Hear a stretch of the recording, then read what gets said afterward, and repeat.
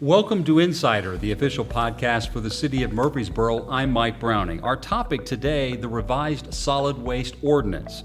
Our guests are Darren Gore, Assistant City Manager for the City of Murfreesboro, and Russell Gossett, who is Director of Solid Waste. Gentlemen, thanks to both of you for being with us to talk about this topic. Thanks for inviting us. Let's start with why we have a revised ordinance anyway. What is the reason for it? Well, so the solid waste ordinance was old and antiquated and had a lot of, let's just say, antiquated terms and terminology that needed to be updated. That's kind of a minor issue, but the biggest issue the revision that we needed to make was to incorporate really two things. One was the solid waste fee. We needed to get that in there to act as a basis for charging what we charge for curbside pickup for solid waste and these new charges that we're looking at potentially charging for grass, brush, and limb pickup. The second thing was our design criteria. We had an adopted curbside collection design guide that the council had adopted a couple of years ago, and that really needed to be brought into the ordinance by reference. Replacement cost of damaged or carts that needed to be replaced. Again, commercial entities being allowed now to use the mulching facility at Florence Road. Go-back fees. We're installing a new system that allows us to document via photograph if someone has their solid waste cart out by the curbside, or if they have an exorbitant amount of brush and limb.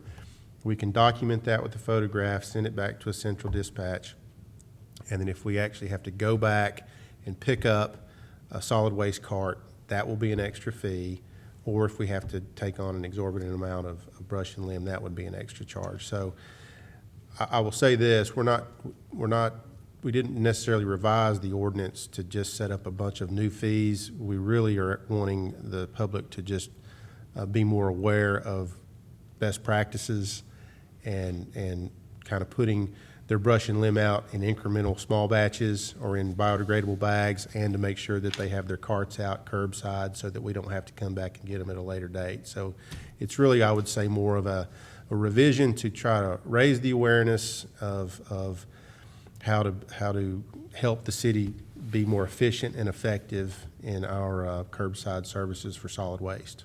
And probably the one that is most impactful and affects the most people out there would be the grass clippings issue, because some are very conscientious and they for a long time have used bags, the biodegradable bags for grass clippings, and others, because it's convenient, they just put it out on the curb. But that is changing, and there's a reason for that.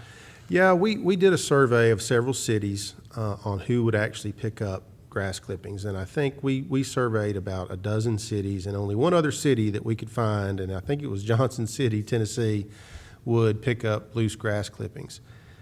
We will still pick up loose grass clippings, but we're going to do so for a $5 per occurrence fee.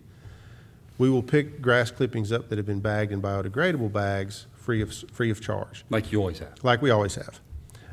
We've always picked up loose grass clippings free of charge up to this point, but the problem has been we have the clamshells that we use with our brush and limb trucks. It's very difficult to pick loose grass clippings up. We do not pick up all of the loose grass clippings. A lot of that stuff is left on the road. We scratch the asphalt. We scratch up the curb. If people put the grass clippings in their yard, there's a potential for us to damage their lawn or damage their grass that's still on there. We don't want to eat into their topsoil or pull living grass off of their yard. So it's much more difficult to pick loose grass clippings up. And secondly, that residue or some of the grass clippings that are left after we leave, when it rains, they get dried out, and that rain will take in and take those loose grass clippings and take it into the storm sewer system through the inlet drains that you see on the curb inlets. And those ultimately get flushed out into the creeks and the waterways. That does a lot of harm to the aquatic life of the stream. That grass is an organic material. It ends up decaying, and it pulls oxygen out of the water The little bugs and the algae, they're really the bugs need oxygen in the water to thrive and to proliferate. So it really is a water quality issue when you get down to it. It sounds like it's more efficient because you've got all these other obstacles and more environmentally friendly. So it's really the right approach. That's the great way to sum it up. It's more efficient to bag them, and it's more environmentally conscientious, or more of an environmental stewardship aspect if you put them in a bag. And those who haven't done this, those bags are available at stores throughout Murfreesboro. They're available, I know, at Kroger's, at Lowe's, at Home Depot, at any hardware store. You can get those biodegradable bags fairly inexpensively. Now, people are familiar with the leaf collection program that begins October 1. I think it runs through January 20, something like that.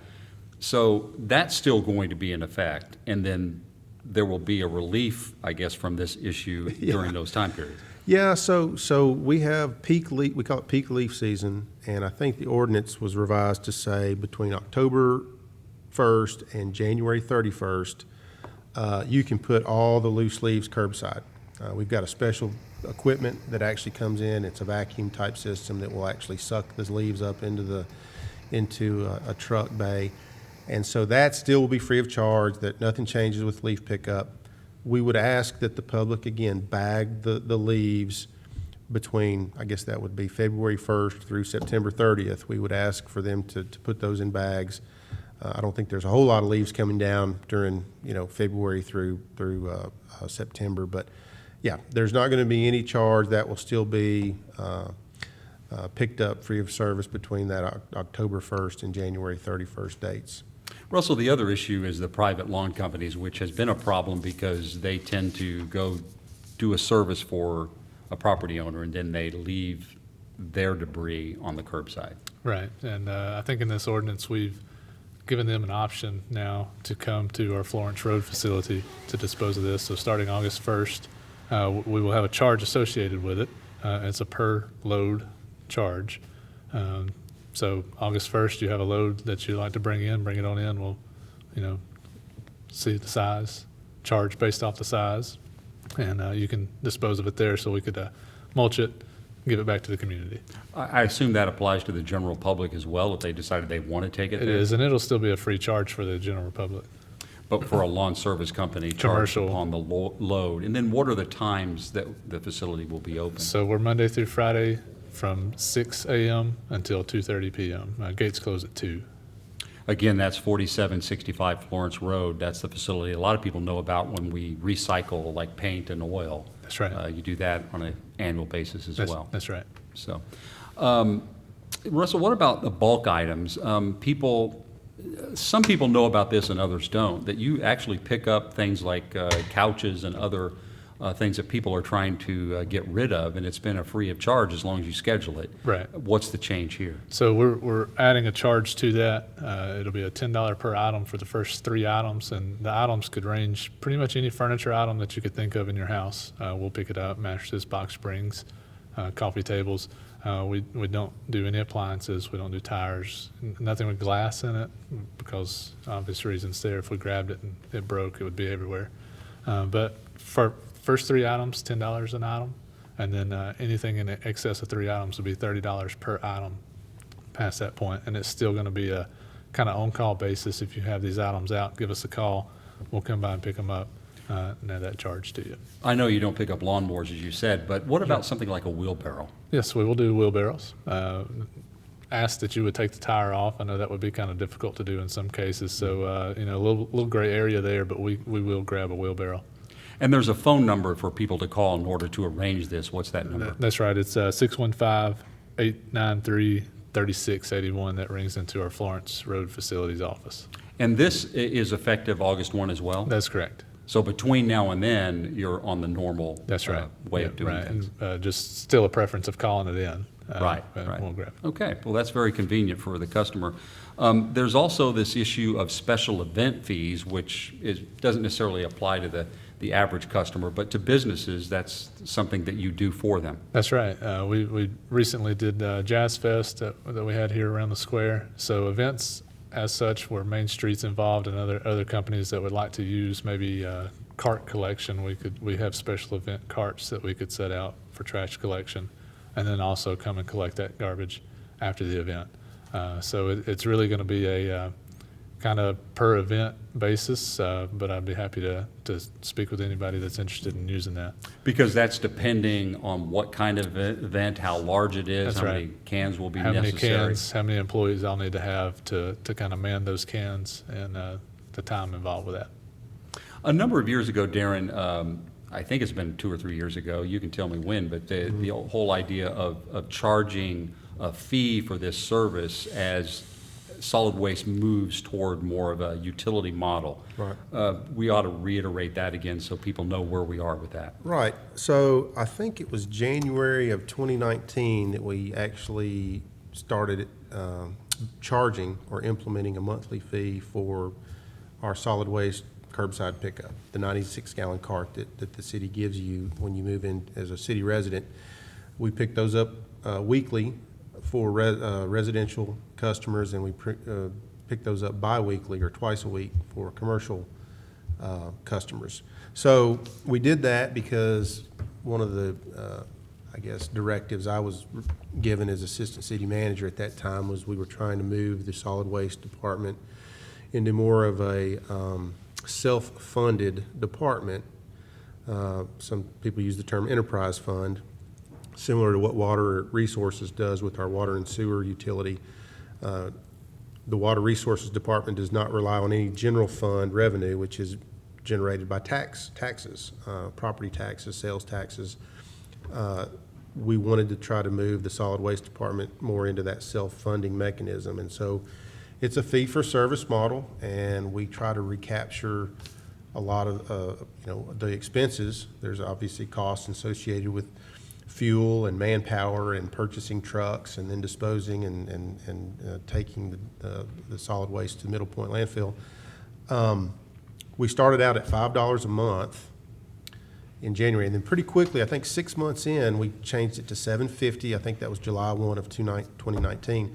And so we've held it at $7.50 per month for the residential charge since July 1 of 2019, and that's going to stay in effective this July 1 of 2021. Because council decided to keep it the Council same. decided to keep it the same.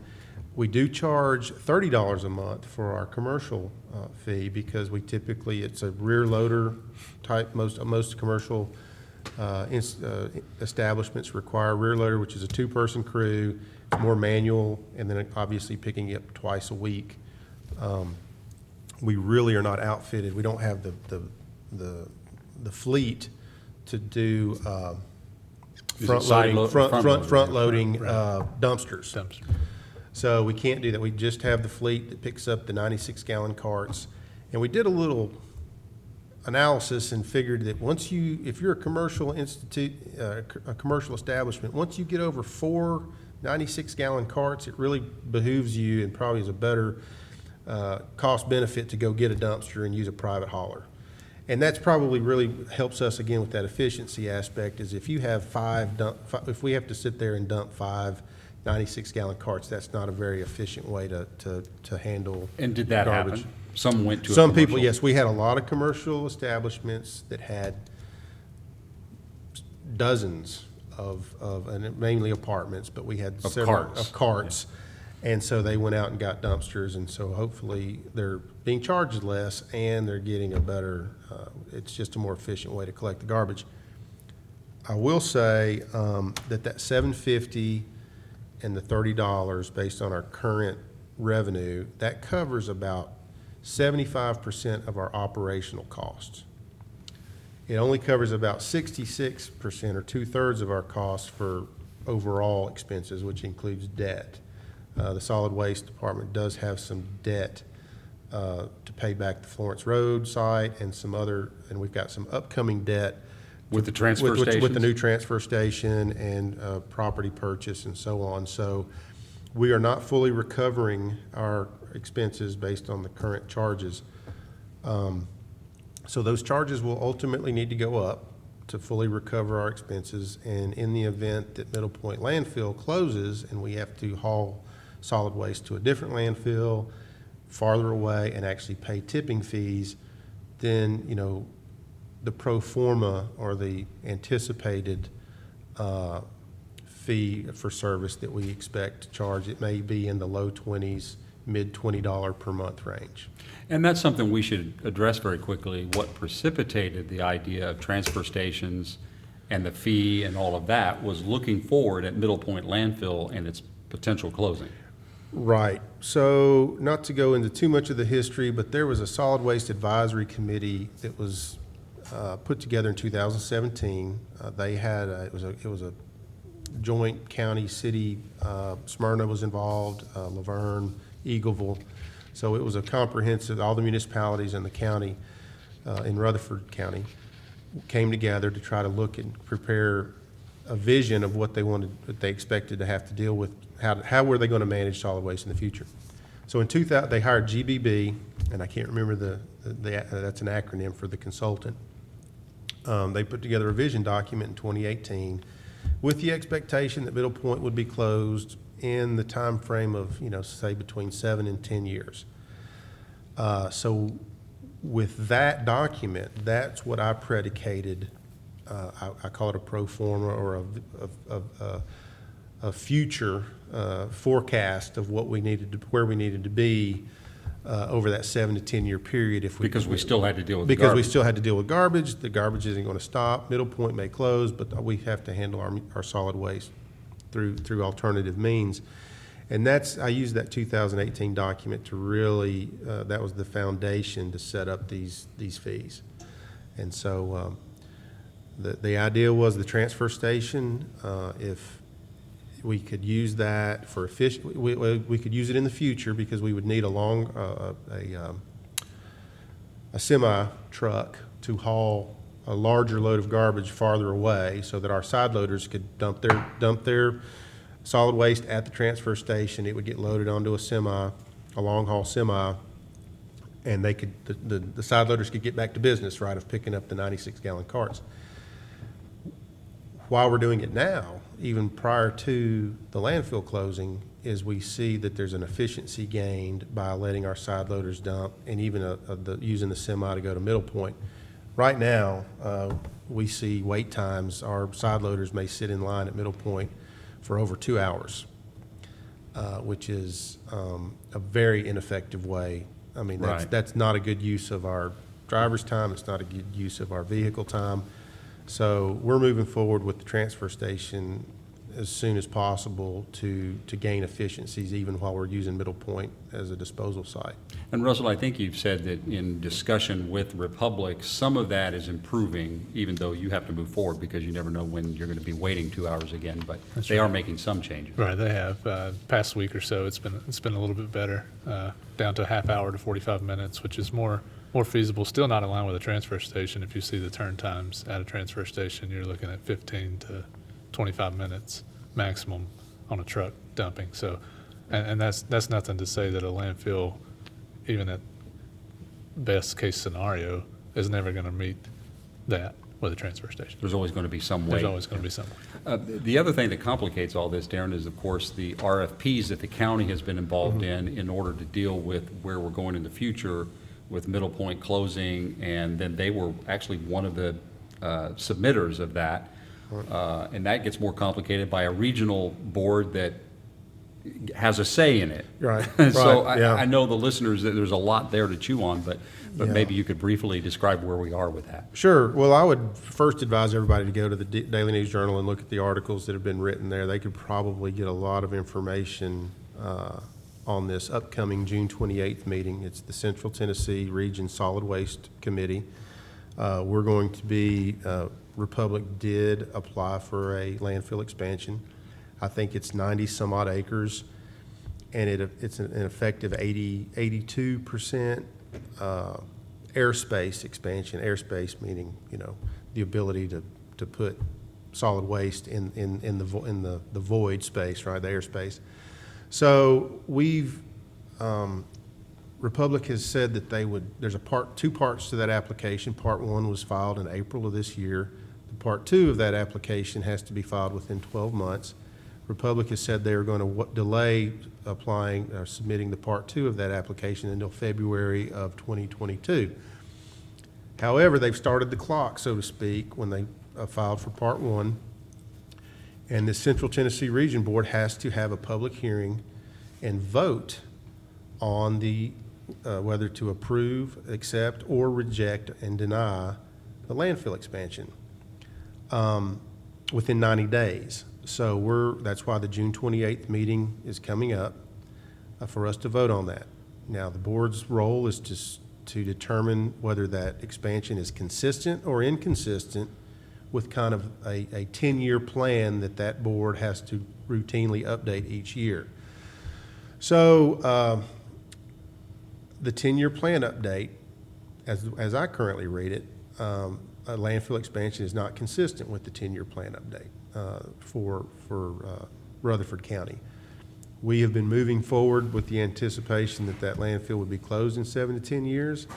And so I do not think an 82% expansion of the middle point is consistent with where Rutherford County saw itself going over the next 10 years. Now, there's other counties involved with the region. There's Coffee, Cannon, and Warren County.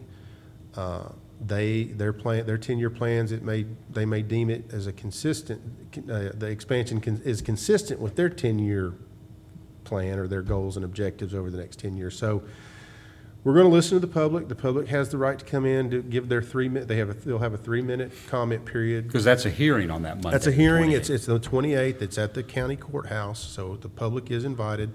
They can come in and give their opinions or give their facts or give their experiences with living close to the landfill. I know the city receives a lot of odor complaints, and there's a lot of traffic complaints. And I think the fact that I've read anywhere that Middle Point accepts between 50 and 70% of their solid waste comes from outside of Rutherford County. So there's a lot of haulers and a lot of trucks coming in there. I'm surprised that they got their turnaround time so good, given the fact that they've got so much outside county solid waste coming in. So let's wrap this up with something that's probably more directly pertinent to what you all do in the city, the transfer stations. You're moving forward with that. Mm-hmm. What's the timetable for those? Because once you have them established, then that leads to the potential that you would transfer the trash outside of the county. Right. So we got approval from the city council to make an offer on, I believe it's just over 20 acres, maybe 22 acres. And we're going through a due diligence process. We had a consultant that's going out there and doing kind of a phase 1 environmental to make sure that there's no environmental conditions that would disallow us from building a transfer station. And once they come back, if it's kind of got that good, clean bill of health, then we'll close on that property and then enter into a design contract.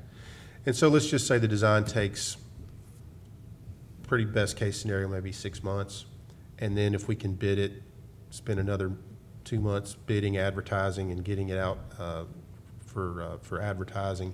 Then let's say a year and a half to build it.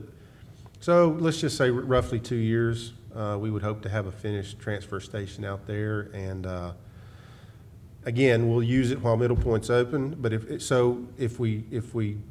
Middle Point does close, then now we've at least got the venue to let our side loaders unload, and this long haul truck, we'll just have to we'll have to figure out the closest landfill, the round trip time. I mean, right now, it's kind of tough to say, but the closest 2 landfills are going to be Camden, Tennessee, which I think is about 100-mile one-way trip. And you're looking at Huntsville. At the, is it Redstone Arsenal? The Cavanta uses it's a waste to energy. It's the same location. It's a waste to energy. It's the same location. I think the waste to energy site may be a little more expensive. So we're kind of probably hedging towards Camden. Well, it's safe to say this issue is going to go on for a few years. Sure. As you resolve this, but we appreciate what you all are doing. There's nothing like garbage that piles up, as we've seen in past history in New York and other cities where they have situation Yeah, where garbage piles right. up, people get pretty hot about Well, that. it's a public health issue. There's no doubt about it. Organic material that starts to rot and off-gas the smell, and you've got some, microbiological issues and E. coli and some other things that can really cause some health problems. Right, that's why we get rid of it. That's why we get rid of it. Exactly. Yeah. Well, thank you both, Darren Gore and Russell Gossett, for being with us today and being our guest on The Insider. Oh, Thanks, thank you. Mike. We've been highlighting solid waste, originating this podcast from City Hall. Thanks for listening to The Insider via Podbean, Spotify, Apple Podcast, and Amazon Music Audible. You can also watch The Insider on YouTube. Our producer is Michael Nevels. For more information on the fast-growing city of Murfreesboro, visit www.murfreesborotn.gov. Insider is the official podcast for the city of Murfreesboro. Until next time, I'm Mike Browning. Thanks a lot for joining us.